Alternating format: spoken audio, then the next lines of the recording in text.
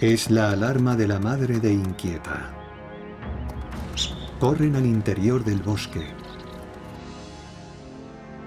El águila tiene que buscar otra presa.